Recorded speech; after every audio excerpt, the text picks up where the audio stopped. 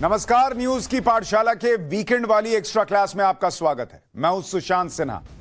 आज की extra class बीते 6 महीने में भारतीय राजनीति में जो बड़ा सियासी उलटफेर हुआ है उसके बारे में। भाई 6 महीने पहले राहुल गांधी और उनका पूरा इकोसिस्टम तूफानी मोड में था कि मोदी तो खत्म हो गए, कंधे झुक गए, अब सरकार आज गिरेगी कि कल गिर जाएगी, रोज दावे हो रहे थे।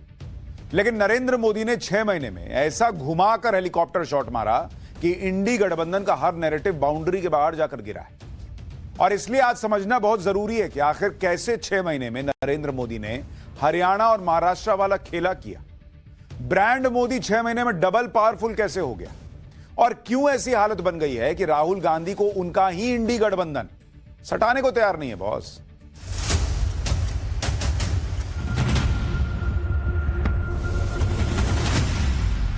दिल्ली में आपने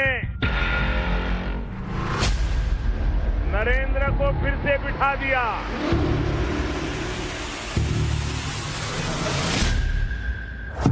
हम महाराष्ट्र में देवेंद्र को भी उसी ताकत से दोबारा बिठाए।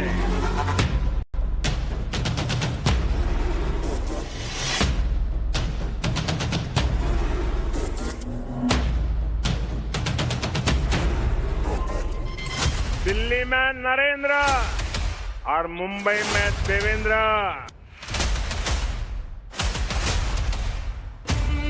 ये नरेंद्र देवेंद्र का ये फॉर्मूला बीते 5 वर्षों में सुपर हिट रहा है, सुपर हिट।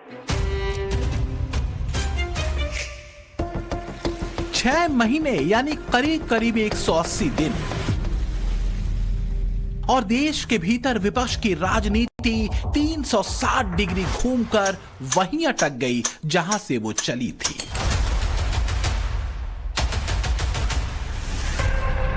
यानी 9 दिन चले 2.5 कोस।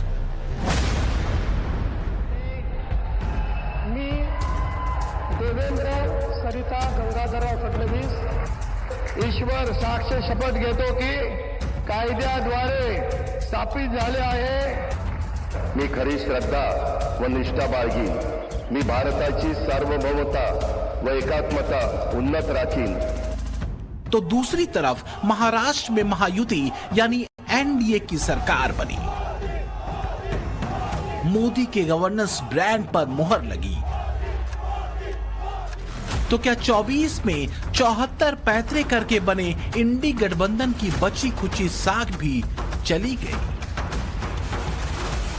तो देश की राजनीति का रंग यही है। ये 2 तस्वीरें गठबंधन का कर्मयोग। एक तरफ महाराष्ट्र में मोदी की मौजूदगी में महायुति का महाशपथ ग्रहण, तो दूसरी तरफ इंडी गठबंधन की पार्टियों के अपने अलग अलग राग और खींचतान।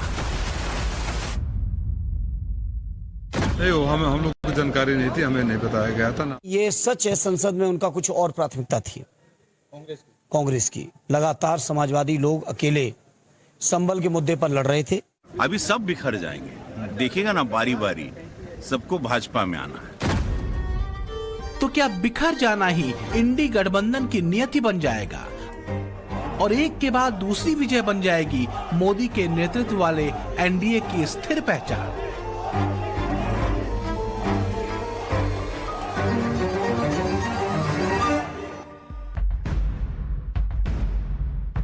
मुंबई के आजाद मैदान में हुए शपथ ग्रहण समारोह में मंच पर महायुति की शक्ति दिखी।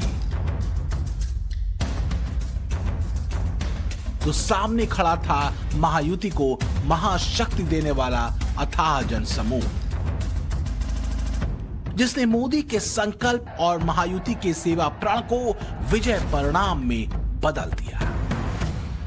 लेकिन शपथ ग्रहण समारोह की तस्वीरों के बीच सवाल यही था कि जिस बीजेपी और महायुति को लोकसभा चुनावों में बुरी पराजय मिली थी, क्या उस महायुति को बम्पर सीटें देकर महाराष्ट्र की जनता ने इंडी गठबंधन को झूठ बोलने की सजा दी थी?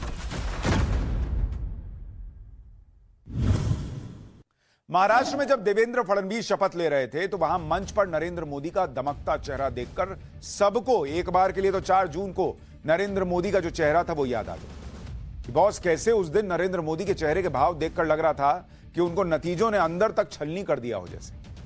कि इतना काम किया फिर भी 240 कैसे आया। लेकिन उन्होंने कुछ नहीं कहा, उन्होंने ईवीएम पे दोष नहीं गढ़ा, उन्होंने सर झुकाया, स्वीकार किया नतीजे को और कार्यकर्ताओं का मनोबल बढ़ाया। क्योंकि मोदी चीज ही अलग है, वो कमबैक में नहीं बल्कि तूफानी कमबैक में विश्वास रखते हैं। और आप देखिए कि हरियाणा से लेकर महाराष्ट्र तक में तूफानी जीत ही तो मिली है उनको। जो लोग मोदी को खत्म बता रहे थे वो आज कहां हैं? भाई चुनाव के नतीजों के बाद से उद्धव ठाकरे दिखे हैं क्या आपको? राहुल गांधी की गठबंधन में कैसी हालत है वो सबको दिख रहा है। महाराष्ट्र की राजनीति के चाणक्य कहे जाने वाले शरद पवार न तो अपनी पार्टी बचा सके, न सिंबल, ना ही अपनी साख। लेकिन ऐसे हुआ क्यों और कैसे हुआ, आगे देखिए सब क्लियर हो जाएगा।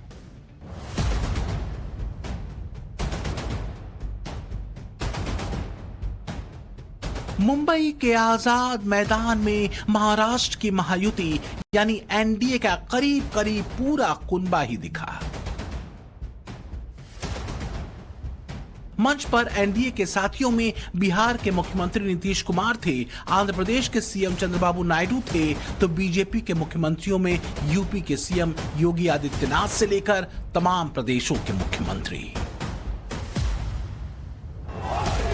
एक बात तो शीशे की तरह साफ हो चुकी है कि मोदी का तूफानी कमबैक हो चुका है।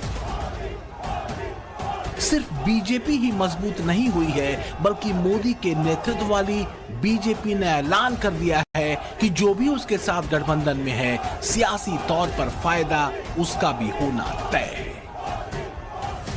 तो क्या चुनाव दर चुनाव मोदी सूत्र एनडीए के पक्ष में और मजबूत हुआ है? लेकिन वो सूत्र है क्या?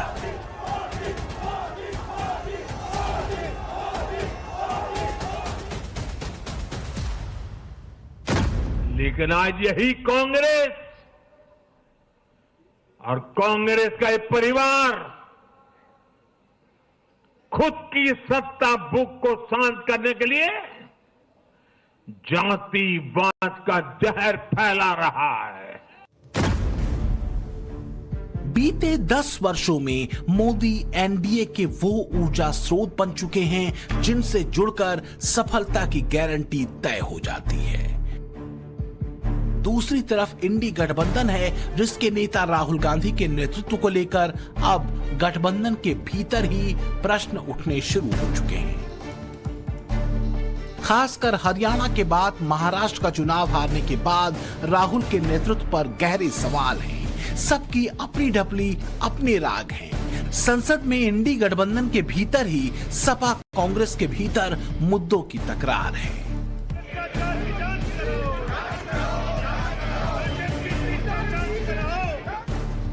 कांग्रेस मुद्दों की मृगमरीचिका में उलझी है। सबसे दिक्कत की बात उसके लिए यह है कि इंडी गठबंधन के भीतर ही अलग अलग पार्टियों के मुद्दे ही आपस में टकरा रहे हैं। तो क्या कांग्रेस की कंफ्यूजन, इल्यूजन और फॉल्स इलस्ट्रेशन ही लोगों से उसकी दूरी को बढ़ा रहा है? क्योंकि इंडी गठबंधन के दलों को चुनाव दर चुनाव ये बात समझ आ चुकी है कि कांग्रेस को दूसरी पार्टियों की जरूरत है, उन्हें नहीं। राहुल गांधी वोटर्स में लहर पैदा करने में नाकाम रहे हैं। हाल के वर्षों में तेलंगाना और कर्नाटक चुनावों को छोड़ दें तो कई राज्यों में कांग्रेस पिछलग्गू पार्टी ही बनी है। जिनको जनता ने अस्वीकार किया है, वे संसद को भी मुट्ठी भर लोगों के हुड़दंगबाजी से